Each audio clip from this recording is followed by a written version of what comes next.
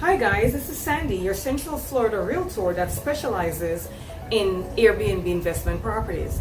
And today I wanted to do a video for you on how to hire a property manager or property management company for your Airbnb property. What are you looking for to hire one, right? How do I choose one? So first of all, see if there's any recommendations. Maybe there are people in the area looking to do an Airbnb that could give you recommendations on different companies. If you're getting recommendations, make sure you choose the top 1 or 2 or 3 properties, and then you want to mystery shop them. So you want to make a reservation on a property that they're actually managing and see what your experience looks like before you hire them, right? That's the best way to do it, right? Also, you need to look between mom and pop and big property management companies. Sometimes the mom and pop companies are not bad because they don't have that many properties, so they have time to pay attention to yours or to the few that they're doing. But if the big companies have a great operational system going and they have system in place so nobody's property is left behind, then that's fine. You want to make sure that your property management company is letting you know what the condition of the property looks like. Because if you're not living in the area and you left the area 3 to 6 months ago, the property may not be in the same condition you think it's in, and that happens a lot. So if the property management company is saying we need to fix this or do that, then you want to do that. You definitely want to do that, right? And what you should have your property management do too is give you a tour of the property maybe once a month. Maybe once a month, have them do a video conference with you, whether it be Zoom or FaceTime or WhatsApp, whatever it is, and go through the property so you're able to see exactly what's going on with your property. Also, you want to check your reviews. Even though the property management company is managing the property and the reviews are probably going to them, you want them to communicate with you, or you want to be able to see what people are saying about the property, right? Because you don't want negative reviews. That is not a good thing. And if you're going to do a property management company, they're probably will be the one to book. Now, there's 2 ways to do it. You could have a property management company that just oversee the property and you do your own booking yourself. That way you have control over your reviews. Or you could have a property management company that does the whole thing. With our company, we give people choices. So they could just use us for maintaining their property, be an eye out for the property and monitor the cleaners and all that great stuff, and they do their own booking, or you could do it all, or we could do it all, but we give that choice. If the property management company you're using gives that choice, then you may want to choose which one works best for you. Do you want to do your own booking and they just manage the property because you're not there? Or do you want to do the whole thing hands off? Either way, you want to make sure that the property is being maintained and that it is looking the way you think it looks.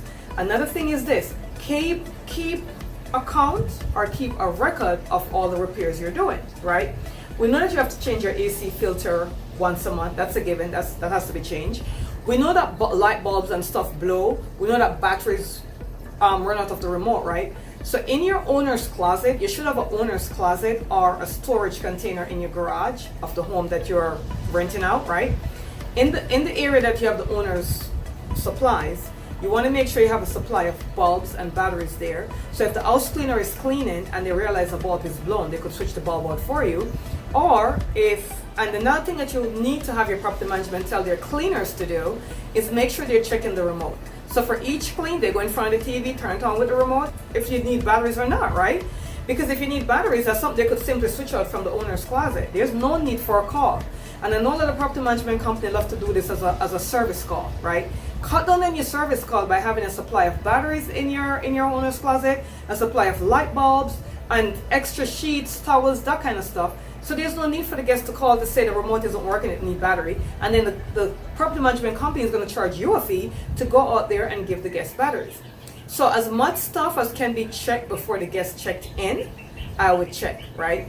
I have a supply of filters, of the AC filter in your owner's closet. So when it comes that time of the month for them to change the filter, it's right there. The house cleaner could change the filter.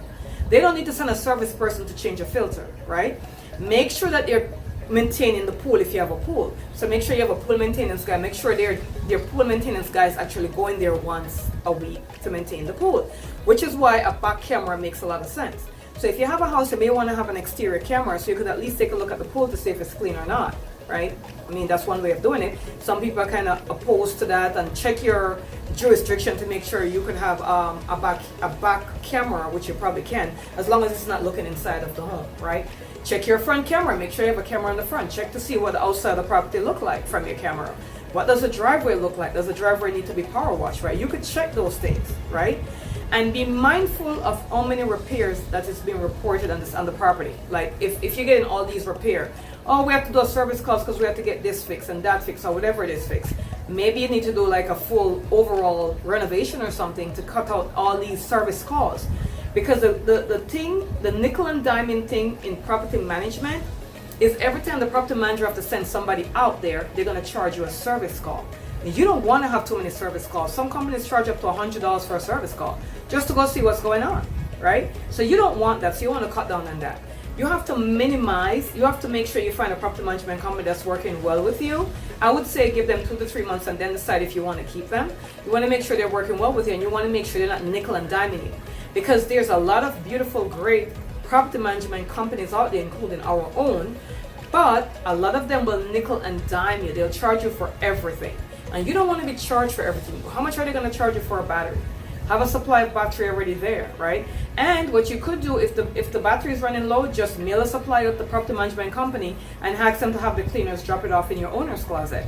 That cuts down on a lot of stuff, right? Also, light bulbs. Light bulbs and batteries are two of the big main calls you're going to get called on when it gets checked in, right?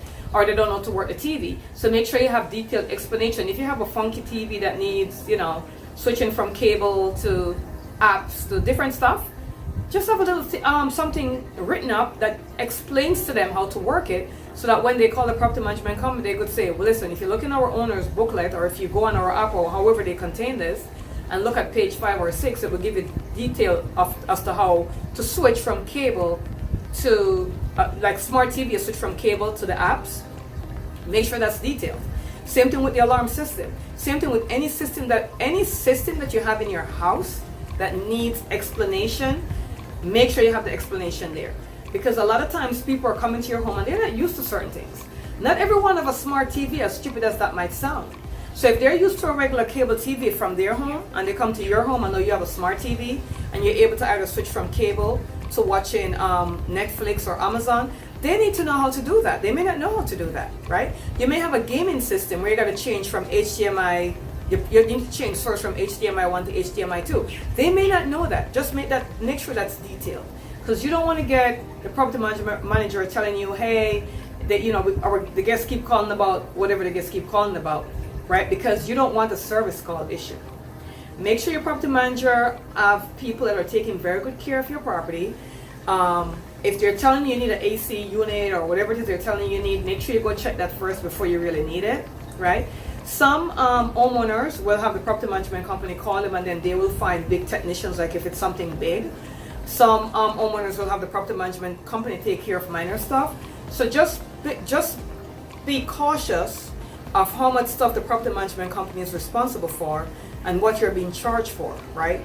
Are they going to charge you $20 for a battery just to change battery from a remote? Like, you need to get this. You need to get the detailed information. We know they're going to be in control of booking, perhaps, if you have a company that's doing everything for you. And we know they're going to be in control of the cleaners coming in and out. Make sure they have good cleaners too, guys. That's very important. Not all cleaners are created the same. And if you don't have a good house cleaner, you're going to have bad reviews. Make sure they're checking under the bed, under the couches. Make sure they're moving the stove at least once a month to see if there's any dirt back there. Make sure they're moving stuff. You got to do a deep clean and a regular clean. I'm going to suggest you get a deep clean done once a month based upon how your turnovers are, especially in the busy months. In the slower months, maybe once every 2 months, you could do a deep clean. And then make sure the cleaners are doing regular cleans. And if you have someone that stayed in your property for over a month, you may want to do a deep clean before it's time, before you turn it back over to a regular guest. Because people do all kind of stuff when they're in the property. They're not going to clean it the way you clean it. So if you're only doing weekly or people are not booking for more than 2 weeks, that's great. But you definitely want to make sure if you're having a lot of turnovers that you're doing a deep clean with a regular clean, because clean is good. And sometimes the cleaners, they don't check under the bed. They don't check the drawers. They don't check between the, under the couches. They don't lift up the cushion in the couches and see what's under there. That's important, because the last thing you need is for a guest to check in and they lift up the cushion from the couch and they find some craziness there. right? That's a big deal. Okay, so I'm gonna cut this short. If you have any questions, do feel free to give us a call at 407-791-4713. We are here for you to answer any of your questions, and if you're looking to invest in an Airbnb property in Central Florida, we're the one to call. Thanks so much for watching. We appreciate you.